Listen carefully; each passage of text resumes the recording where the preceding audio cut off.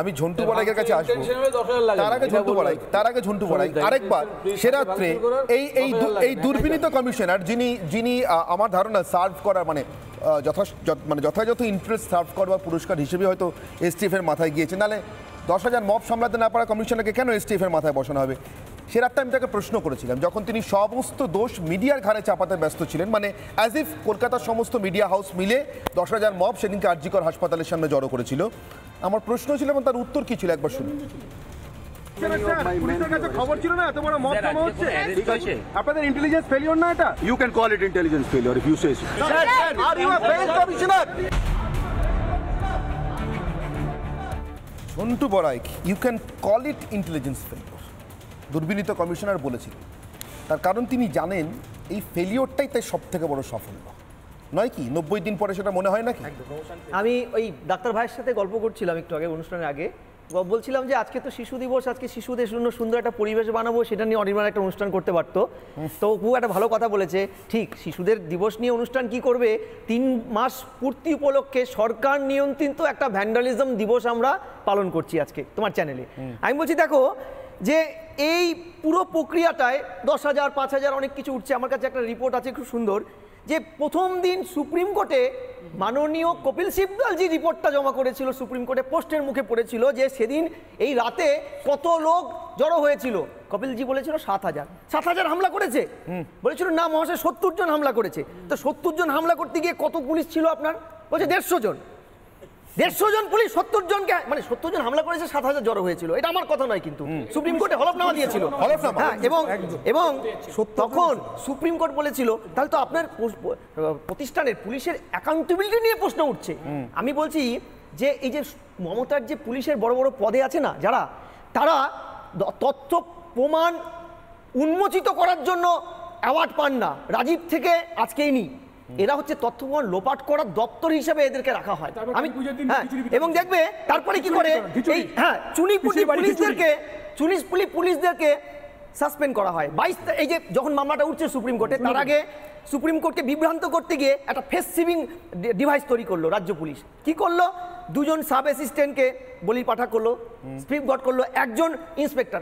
আসলে আমি তোমাকে বলি, দেখো এই পুরো প্রক্রিয়া তোমার মনে আছে বিদ্যাসাগরের মূর্তি ভাঙার জন্য এক কমিটির মেম্বার তৈরি হয়েছিল আলাপনের নেতৃত্বে। তার রিপোর্টটা কোথায় তুমি জানো?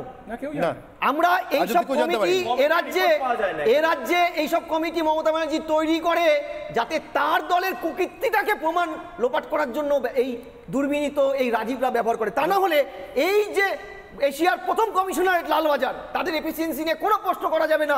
কারণ 64 থেকে 76 রোনাল্ড অ্যালেন মোর ডিসি যখন এই কলকাতার, তিনি 9 জন পুলিশ নিয়ে 2টো সাম্প্রদায়িক দাঙ্গা আটকেছিল বাগমারি মানিকতলায়। জেনে রাখুন যারা দেখছেন, এগুলো কলকাতা পুলিশের কোনো দোষ নেই।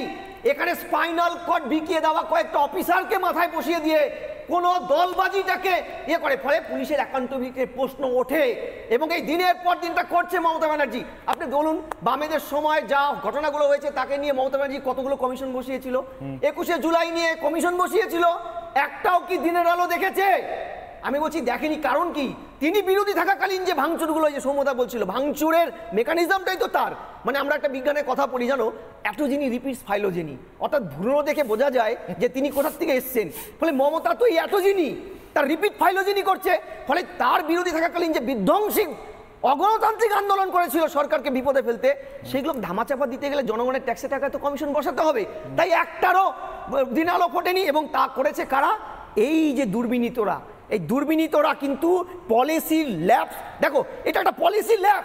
স্বরাষ্ট্রমন্ত্রী, মুখ্যমন্ত্রী, সিপি, এদের অ্যাকাউন্টেবিলিটির প্রশ্ন থাকে সংবিধানের 164 এর উপধারায়। এটা কালেক্টিভ রেসপন্সিবিলিটি। সেটা যদি মুখ্যমন্ত্রী, আমি তো বলছি শুধু সিপিকে নয়, রাজ্যের মুখ্যমন্ত্রী পদে বসে থাকা মুখ্যমন্ত্রী সঞ্জীব রায়ের অভিযোগের ন্যূনতম সত্যতা যদি নাও থাকে, তাও বলছি তদন্তের খাতিরে সরকারের মাথায় বসে থাকা, ক্যাবিনেটের মাথায় বসে থাকা একেও ইন্টারোগেশনে আনুক। চিকিৎসকরা আপনি অ্যাপ্লিকেশন করুন, পাবেন। সিবিআই করতে পারে, যে কেউ করতে পারে। মমতাকে আনুন। আমি বলছি নোবেল চিঠিতে বাধা ছিল কোথায়? আইনজীবী হিসেবে আমাদের সকলের থেকে নোবেল বেশি চুরিতে আশ্চর্যের কথা হচ্ছে, আপনি জানতেন সুপ্রিম সিআইডি কোর্টে কি করেছে ক্ষমতা এসে 13 বছরে নোবেল করেনি। নোবেল চুরিতে সিবিআই এর কোনো প্রমাণ লোপাটের কিছু ব্যাপার ছিল?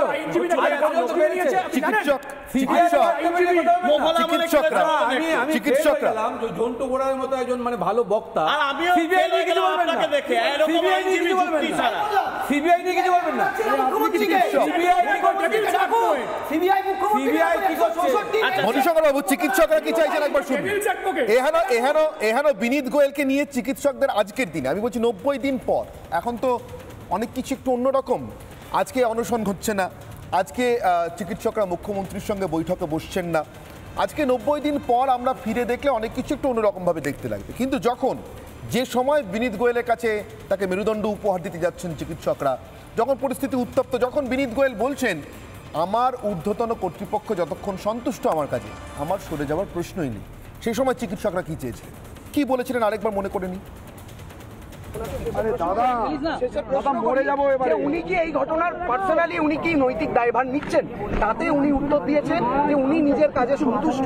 তবে ওনার কোনো ঊর্ধ্বতন কর্তৃপক্ষ যদি মনে করে যে তিনি তার কাজে ফেল করেছেন এবং তাকে যদি তার পদ থেকে সরিয়ে দেওয়া হয়, তাহলে সেই দাবিও উনি হাসি মুখে মেনে নেন। আমাদের দাবি মেনে যদি ওনারও কোনো ঊর্ধ্বতন কোনো কর্তৃপক্ষের মনে হয় যে ওনাকে সরিয়ে দেওয়া উচিত, তাহলে উনি হাসি মুখে মেরুদণ্ড। অধ্যাপক ঝন্টু বড়াইকে আমি আরও একবার জিজ্ঞাসা করছি আপনার কাছে, পুলিশ কমিশনার মেরুদণ্ড উপহার পাওয়ার পর ঠান্ডা মাথায় বলেছিলেন তিনি তার নিজের কাজে সন্তুষ্ট, 1। 2, এরপরে যদি কোনো ঊর্ধ্বতন কর্তৃপক্ষ, তার ঊর্ধ্বতন কর্তৃপক্ষ মনে করেন তিনি ফেল করেছেন, যেখানে পুলিশ কমিশনার এতগুলো মিডিয়ার সামনে দাঁড়িয়ে স্পষ্ট বলেছেন yes you can call it an intelligence failure, তারপরে তিনি বলছেন তার ঊর্ধ্বতন কর্তৃপক্ষ যদি মনে করেন তিনি ফেল করেছেন, তাহলে তিনি সরে যেতে প্রস্তুত। হ্যাঁ, তিনি তো আমি ঠিক প্রথম ফেল আর দ্বিতীয় ফেলটার কোনো যোগ খুঁজে পাচ্ছি না, নাকি ওটাই আসল যোগ? না, ওই ফেলটাই পাস। আসল যোগ। তুমি দাঁড়িয়ে থেকে রাজধর্ম পালন করেছেন, মুখ্যমন্ত্রীর কাজ, মনের বাসনাটাকে পূর্ণ করেছেন। আমি বলছি রবীন্দ্রনাথ ঠাকুর তো বহু যুগ আগে বলে গেছে যে পুলিশ যদি দুর্নীতিপরায়ণ সরকারের সাথে হাত মিলয়, তাহলে জনগণের দুর্দশার কোনো অন্ত থাকে না। আজ থেকে 200 বছর আগে। তাহলে এই তো দুর্নীত গোয়েল, রাজীবরা তো তাই করছে, সরকারের পলিসিটাকে ইমপ্লিমেন্ট করছে, তাই তিনি সঠিক কাজ করেছেন। সম্ভব হাত তুলছেন, আমি বলি যে আমি ঝন্টুর সাথে কিয়দাংশ নিশ্চয়ই একমত। কেন করবে না বলতে পারেন? কলকাতা পুলিশ কেন করবে না? কর্তার ইচ্ছেই তো কর্ম।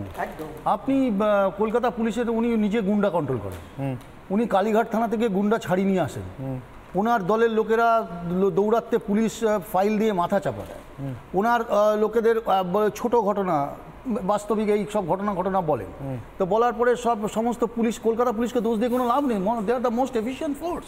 নানা ধরনের কন্টেন্ট দেখার জন্য লাইক করুন, শেয়ার করুন আমাদের ফেসবুক পেজ, সাবস্ক্রাইব করুন আমাদের ইউটিউব চ্যানেল, পাশাপাশি অন্যান্য ব্রেকিং নিউজের জন্য অবশ্যই চোখ রাখুন রিপাবলিক বাংলায়।